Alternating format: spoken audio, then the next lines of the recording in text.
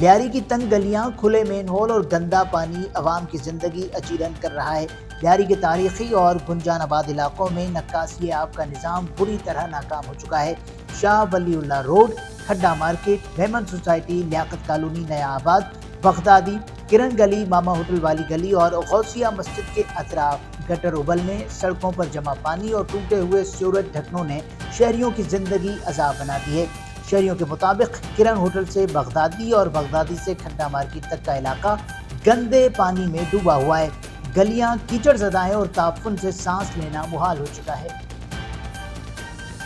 شاہ عبداللطیف بھٹائی کے 282ویں عرس کی تیاریوں کے سلسلے میں صوبائی وزیر ثقافت سید ذوالفقار علی شاہ کی زیر صدارت اجلاس ہوا۔ D C Matiari, D I G Hyderabad سمیت مختلف محکموں کے افسران شریک ہوئے۔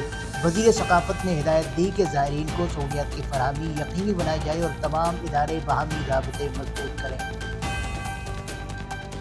وزیر اعلیٰ سندھ کی جانب سے خستہ حال عمارتوں کے حوالے سے قائم کی گئی کمیٹی کا اجلاس آج منعقد ہوا۔ اجلاس میں پاکستان انجینئرنگ کونسل، ماہرین تعمیرات، آباد اور انتظامیہ کے نمائندگان نے شرکت کی۔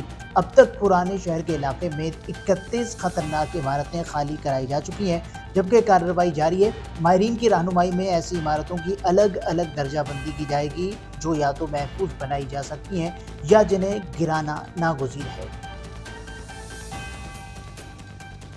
کے ایم سی کی جانب سے شہر کے بڑے نالوں کی صفائی کا عمل جاری ہے۔ نالوں کے چوکنگ پوائنٹس کو کلیئر کیا جا رہا ہے تاکہ پانی کی روانی میں رکاوٹ نہ ہو۔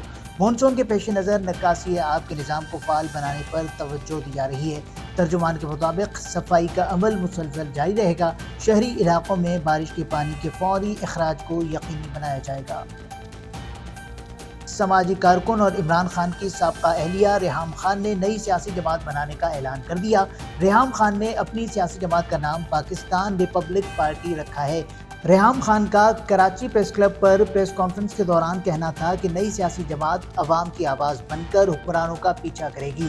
پاکستان ریپبلک پارٹی عوامی مسائل کے حل کے لیے بھرپور جدوجہد کرے گی۔